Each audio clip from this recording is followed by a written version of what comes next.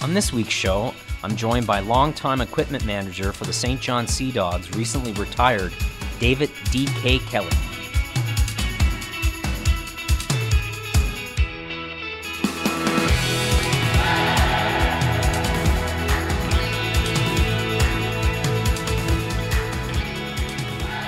Joined by David D.K. Kelly. Let's go to the nickname. Who's the first person that gave you the nickname? Marty Murray. Marty Murray. Marty Murray, a blast from the past. Actually, Marty's a good friend, and we still keep in touch. But it was actually around the time Calvin Klein was CK. I think that's probably how it started. But Marty Murray was the first one to ever say it. Wow. How did you get involved in the St. John Flames, and how old were you? I was about 13 or 14, and my dad worked for Purolator and delivered actually to the Flames. And you know, I'd always told them if anything ever opens up, that my son would love to be involved. And my mom actually was on the minor hockey board, and Brian Patafli's wife at the time was involved in minor hockey, and she was telling her the same thing. And George Ferguson, that ended up being one of my assistants with the Sea Dogs, had to go out for a hernia, and they looked for somebody to fill in, and jumped in. And when you get somebody that works hard for free, you keep them around. So, you know, here we are about 25 years later. So. Wow. Free. Free, yeah. That's how you. Everybody has to start somewhere, and you got to pay your dues, and it worked out well for us. Wow. So that young, were you ever awestruck, DK, of who was coming in and out of the organization, and maybe some fond memories of those friendships forged along the way? It's different in the aspect from Major Junior, as you know, on a Thursday night, a guy's playing in St. John against Fredericton Canadians, and Saturday night you're watching them Hockey Night in Canada playing in Calgary. So, you know, we'd have guys go up and down, and you know, I don't think we had any huge names get sent down for conditioning when I was there. Grant Fuhr was there after I left, but you know, we had Sheldon Kennedy and we had guys like that played a long time, not huge names, but right. Had great NHL careers. And yeah, the friendships you build over the years, and actually keep in touch with a lot of those guys still, and I mean, they're pros, so it's, you know, that they appreciate what you do, and it's been fun to watch a lot of those guys move on to coaching careers, and you know, Dave Struge, Joel Bouchard, there's a number of guys that have gone on to coach, and different guys that we met. You know, Darren Rumble played in the HL All-Star game in St. John's, so guys like that, you know, we met that long ago. Jeff Labbe. You know, and guys you keep in touch over the years, so it was an awesome experience. The American Hockey League and the Maritimes, it was a great partnership and great meld. It really was, DK, and you lived it. Maybe some fondest memories of road trips. I heard some stories. Yeah, well, it was, you know, Newfoundland was fun. Obviously, the old Memorial Stadium was. The fans were intense, and the building was old, but it had so much character, and fans right on top of you. And it was the rivalries. Obviously, Fredericton was, you know, that was intense every night you played them, whether it was in St. John, Fredericton, and the Battle of Highway 7, and yeah, we had a lot of fun. Road trips down south, stateside. What's your fondest memory? Yeah, I heard a bat story. What's the bat story? Yeah, it was. We played in Philadelphia in the finals, and I love balls, so it worked out that we were able to get tickets to see the Phillies. I don't remember who they played. It was '96 or '97, and the one game there was a spot in the building that you could get custom bat made with your name and stuff on them. So I kind of went off and did that, and we had a suite Everybody was in the suite, all the staff, Yeah. and you go pick up your bat up at the end of the game. And they got my name on it and St. John Flames in the year, and thought it was so cool. And I got back to the suite, and everybody was gone. And I didn't know where anybody went, but so I thought maybe they're outside the Veterans Stadium waiting for me. And that's I don't know if you have any viewers in Philadelphia, but not the best neighborhood. And I was probably 17 at the time, maybe, and here I am outside Veterans Stadium by myself, walking around with a baseball bat. So people are looking at me, they're not sure if I'm about to smash a car or what I'm doing. Or anyways, I made it back safely to the hotel, but yeah, they abandoned me and went back to the hotel, and I think they went to get a Philly cheesesteak or something. But that was yeah, that was quite a night. How impactful is the hockey world from a professional level? Then you transition into the Quebec League. But how impactful is that world when you're in it? And DK, you're behind the scenes. You're the glue of a franchise. Yeah, just to see what it takes for those guys to, I mean, people have no idea. And, you know, people, they complain about how much money athletes make and but the sacrifices those guys make, and to see what they go through. And, you know, we had Marty St. Louis played in St. John with us, so, you know, you see what guys do to get to the next level. And I think that was a benefit to me transitioning into Major Junior, because I'd seen the next level. So, you know, you can tell a kid what to expect when he goes to NHL training camp, and you can tell a kid what is expected of him and what he needs to do. And I think that was a benefit to me in my transition. And we've had a lot of kids move on, so you know, hopefully it's helped them a little bit for sure. Discuss the trust factor that takes place between the Major Junior level kid and the staff, especially the equipment manager. Yeah, well, it's, you know, they're kids, and I say they're respectful. I don't, you know, it's not to look down at them, but they come in at 15, 16 years old, and they're just kids, and most of them, it's their first time away from home, and you know, that they need to know that the staff trusts them. The stuff that they go through, again, it's, people don't realize that, you know, it's totally different than the pro game, but, you know, whether it's a guy breaking up with his girlfriend, or he's struggling in school, or he misses home, you know, there's guys that get homesick, and it's hard to believe, because on the outside it looks great. You know, you're playing in front of 6,000 fans and you're on top of the world, but a lot of times when you're surrounded with thousands of people, a lot of those times the guys feel alone. Yeah. And so, you know, a lot of times you're more of a big brother than just the equipment manager, and you're a go-between too. You go between, you know, they don't want to go into the coaches and tell them that they just broke up with their girlfriend. So the coach trying to figure out why the guy's struggling. The player doesn't want to go to the coach and tell him, so, you know, you're kind of a go-between, and you have to be able to decipher what the coaches need to know, what they don't need to know. And, you know, it's a very fine line, because you could go in the coach's room every day saying, this guy's this guy's that. So, you've got to, I always said that my biggest job was to eliminate distractions. And that's for the players and the coaches. Yeah. So, you know, the trust factor is it's probably the most important part of being an equipment manager. The city of St. John, how does the city embrace its sporting community?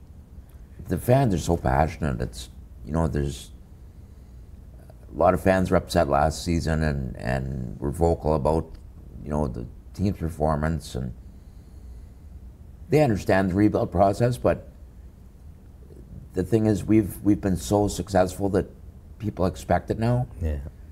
And that's a good thing because it pushes you to be better.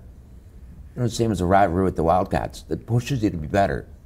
So, you know, that's okay that the fans are passionate like that and that they want to win every year. We want to win every year. Everybody wants to win every year. You know, we won 4 championships in a short period of time. There's teams in our league that have never played in the finals.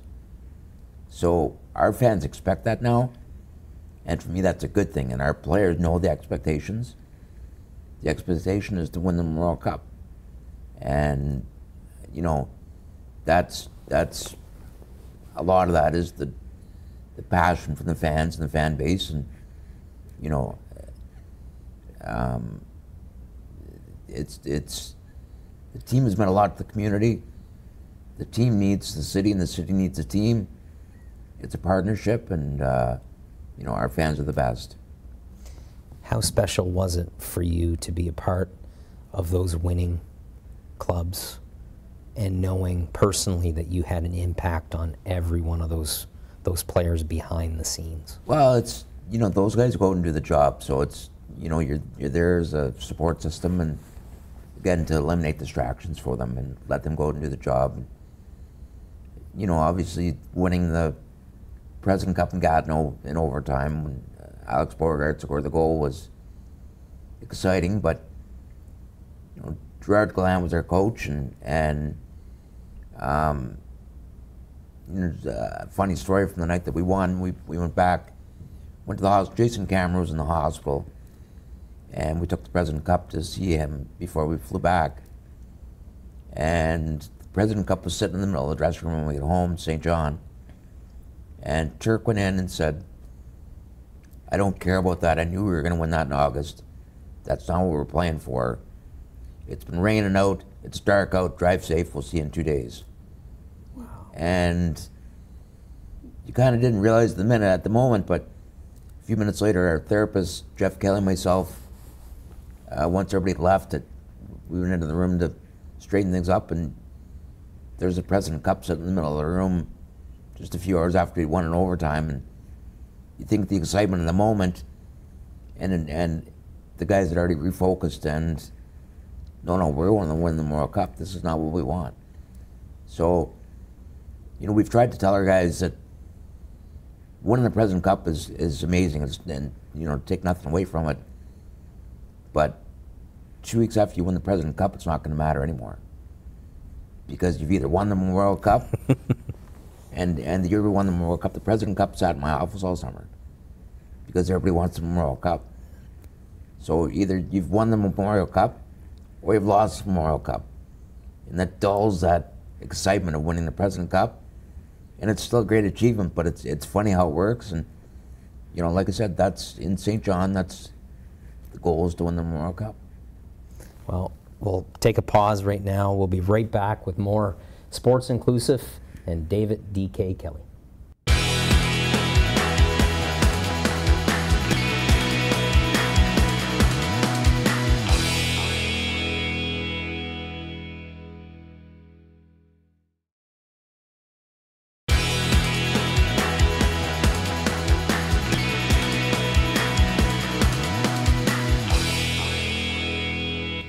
So before the break, DK, we were talking about winning and how special winning a Memorial Cup is and a President's Cup. That doesn't mean anything when health is concerned. What went through your mind when you were first diagnosed with cancer? Actually, when I originally got the diagnosis, it didn't bother me, and you know, they said it's a surgical disease and we're going to cut it out, and for me that was it. And I was never, it was not a big deal going into the first surgery. We didn't tell anybody. I actually posted something on Twitter and Facebook as I went in for surgery, but we didn't say anything to anybody. And I'd seen so many people have battles with cancer. You know, Cole Pender, a kid in St. John, Roger Nielsen, who I became kind of close with in his last couple of years, Norm Goslin, our old head scout. Those guys battled So for me, I felt good, and it was a matter of going in for surgery. So to me, it was not, the original diagnosis was, we're going to go ahead and cut it, and it's going to be over with. So that was kind of the original, it was not devastating news to me. You use the word "we" a lot.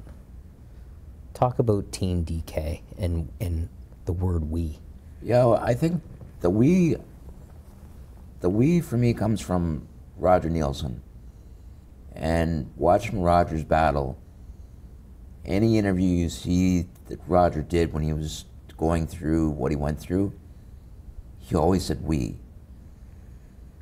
And when you go through it yourself, especially in the hockey world, you quickly understand what "we" means.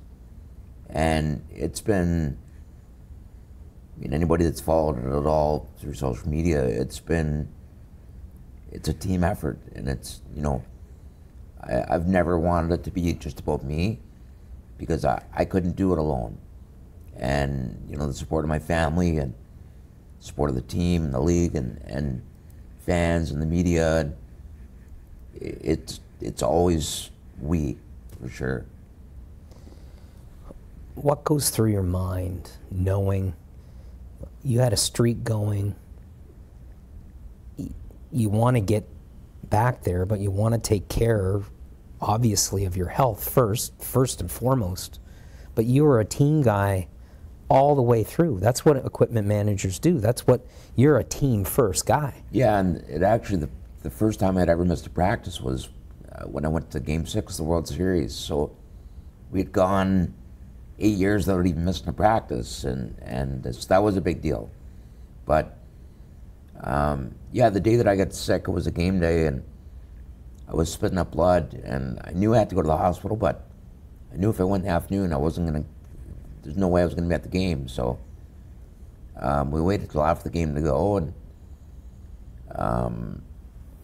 the doctor said that he thought maybe it was pneumonia. So I had already started putting the schedule together for the week, and we were playing here in Moncton on the Sunday, and then we were going to Cape Breton, and so when they came back in and told us what it was, we knew we weren't going to be leaving the hospital anytime soon, and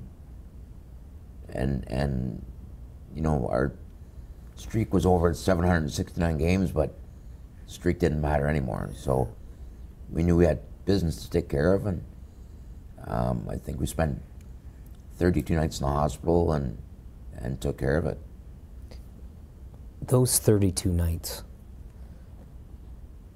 talk about the support that you had from family and extended family. The staff at the hospital said they'd never seen anything like it, and they joked, asking if I wanted to put a ticket number thing outside the door.